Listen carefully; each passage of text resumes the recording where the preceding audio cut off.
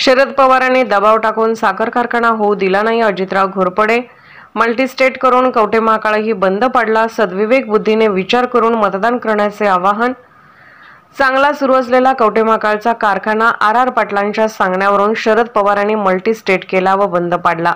त्यानंतर आम्ही कवठे महाकाळ येथे काढत असलेला साखर कारखानाही आर पाटलांच्या कार्यकर्त्यांनीच कामाच्या निविदा भरल्या। शरद पवारांनी अधिकाऱ्यांना दम देऊन कारखाना होऊ दिला नाही, त्यामुळे आम्हाला कर्नाटकात जावे लागले। आधी पिठाची चक्कीही न उभारणाऱ्या विरोधकांनी आता विकासाची स्वप्न दाखवायला सुरुवात केली। त्यामुळे विरोधकांच्या पैसे फेकून मते मिळवायच्या प्रवृत्तीला ओळखून सद्विवेक बुद्धीने विचार करून मतदान करा असे आवाहन माजी राज्यमंत्री अजितराव घोरपडे सरकार यांनी केले। महायुती व राष्ट्रवादी काँग्रेस पक्षाचे अधिकृत उमेदवार संजय काका पाटील यांच्या प्रचारार्थ बोरगाव येथे आयोजित प्रचार सभेत घोरपडे सरकार बोलत होते। यावेळी उपस्थित ग्रामस्थांनी ऊसाचा हंगाम सुरू झाल्यामुळे येणाऱ्या अडचणीचा पाढा सरकार व संजय काकांच्या समोर मांडला। सर्वच ग्रामस्थांनी कवठे महाकाळ तालुक्यात साखर कारखाना नसल्याची खंत व्यक्त केली।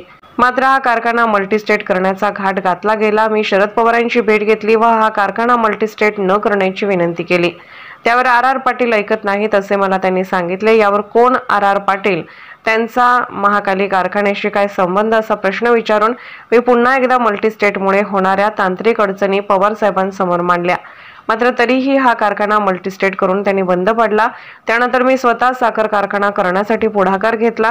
पूर्ण कागदपत्र पूर्ण करून त्यांची फाईल सादर केली। ही गोष्ट करताना आर पाटलांनी या कामात खोडा घातला।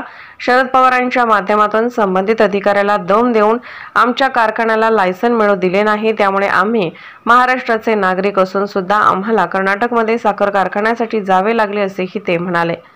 खरं बोलणारा व आपल्यावर ठाम राहणारा अजित पवार सारखा नेता आपल्याला मिळालेला आहे। त्यांच्या माध्यमातून कवठे महाकाळ तालुक्याचा चेहरा मोहरा बदलण्याचा ध्यास मी व संजय काका पाटील यांनी घेतला आहे। मला कळली बातमी की कवठे महाकाळ कारखाना मल्टीस्टेट करायचा आहे। काका मल्टीस्टेट मी डायरेक्ट पवार साहेबांच्याकडे गेलो।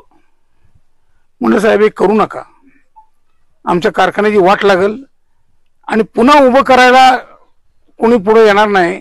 त्यावेळेला कसं उभं केलं ते आमच्या जीवालाच माहिती आहे। चालू आहे कारखाना, तुम्ही काही मल्टीस्टेट करायच्या नादाला लागू नका। पवार साहेबांनी मला सरळ सरळ उत्तर दिलं, ते आर ऐकना। म्हटलं कारखाना कोणी उभा केलाय? तर कारखाना आता तुम्हालाच माहिती। म्हटलं मी होतो त्यात, पहिल्या डायरेक्टर बोर्डाचा मी संचालक आहे। सगळ्या कार्यकर्त्यांनी एकत्र येऊन हा कारखाना उभा केला आणि तुम्ही म्हणता आर ऐकत नाही। काय संबंध आरचा या कारखान्यात बोलायचा?